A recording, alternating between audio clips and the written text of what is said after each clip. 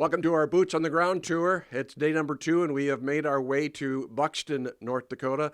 Chris Hong is with us from Hong Farms. Chris, let's talk about this spring. It's obviously been a Bearcat trying to get things going. Give us kind of an update on what we're seeing here in this region. Well, Bearcat is, I'd say, pretty kind how you explained it. We've had some struggles here this spring. Right before this last rain, we finished our beets. We got about 2,000 acres of wheat left. We're just going to start rolling on edible beans today. So we got about half our farm left to plant. So give me an idea. Obviously, we've had on and off again rains. It's hard to find a stretch to get some planting in. What kind of conditions did you seed into? You know, before the rains, it's tough to be patient, and we were as patient as we could. We did just the minimal tillage. We did a lot of dragging, air the ground out, give it a day to rest, and then come in, and we were seeding. So it's been really tough to be patient, but you got to be patient, and you only get one chance to do this. So we've been trying to be patient, and going forward here, it looks like we're going to have a good 10-day stretch where we can put this crop into the ground here, hopefully pretty quick. This forecast looks pretty decent, doesn't it? Yeah, it does. You know, before the rain, before that last rain, the frost was still coming out of the ground. You wouldn't think it this late in the year, but just with that cold, freezing up wet and as cold as it was, the frost was deeper than everyone thought it was going to be. Well, it was still pretty nippy this morning even. Well, we haven't had May weather. Let's put it to you that way. It's been cool. Now we're moved into June, and give me an idea what kind of emergence. How's that been shaping up? You know, the early planted beets we got some really good stands. A lot of the crop got put in just right before that rain. So, the next few days here is going to be the telltale of how our emergence is going to be. Hopefully we don't have any crusting issues, but there's nothing we can do about it. We just got to wait and see.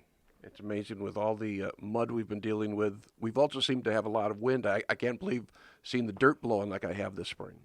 Oh, it's been miserable. You get 2-3 inches of rain, and then 2-3 days later you got dirt blowing. The ground has just been pounded with rain this spring. It's so fine, and it doesn't take much for stuff to blow, and you're out there trying to knock it down, and you just can't get to everywhere fast enough. Did you get fertilizer down last fall, or how did you shape up that way? You know, we were pretty fortunate, Don. Last fall we did not 100%. We got 400 acres left to fertilize, but our farm last fall, we really hit it hard with the fertilizer, so very fortunate on that end. Nice to have that job done. The fall was actually pretty conducive for that. You know, it was, and is how fast as we seed the crop, you can't get it on. You can't move that much product fast enough to do what we do, so normally we try to be 60-70% fall fertilized. This year we were pretty close to 100%, so that's been one less thing we have to manage. Question always seems to be how much PP we're going to be seeing in this footprint. What are you seeing on Hong Farms? We're going to have a couple quarters, probably 400 acres maybe. Other than that, we're going to try and get everything in. The majority of what we got left to plant is edible beans, so we're in that time frame where we should get them in. A little later than normal, but we've been here before. Yeah, and with the market, no matter what crop we're looking at, we want to make sure we get those acres planted. You want to get them in good, and hopefully Mother Nature treats us right here, and we have a good growing season, average weather, whatever average is anymore. That's all we can ask for. We wish you much success as the season continues, and we'll catch up as the season moves along. All right, appreciate it, Don. Thank you. Chris Hong with us. We're at Buxton, North Dakota, as we get an update from the Central Red River Valley.